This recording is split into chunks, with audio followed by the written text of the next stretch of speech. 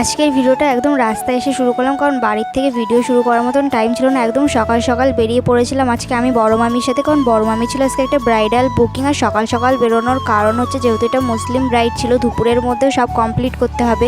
আমরা সব কিছু জিনিসপত্র গুছিয়ে নিয়ে বসেছিলাম, কারণ ব্রাইড এসেছিল না। ফাইনালি এই যে আমাদের ব্রাইড চলে আসলো। ব্রাইডটা ছিল আমার থেকে অনেক ছোট, কি মিষ্টি তাই না। ব্রাইড যেহেতু অনেকটা দেরি করে এসেছিল, তারপরে ব্রাইড আসার পর আমরা ঝড়ের গতিতে কাজ করলাম, যার জন্য কিনা মাঝে আর কোনো ভিডিও ক্লিপই নেওয়া হয়নি। তারপরে লাস্টে এই যে হচ্ছে আমাদের ব্রাইডের ফাইনাল লুক। কেমন লাগছে তোমরা কিন্তু অবশ্যই সবাই কমেন্ট করে জানিও। আর ব্রাইড চেয়েছিল একদম একটা নর্মাল লুক, যেহেতু দিনের বেলার অনুষ্ঠান তার জন্য এরকম সফট একটা মেকআপ করা হয়েছিল।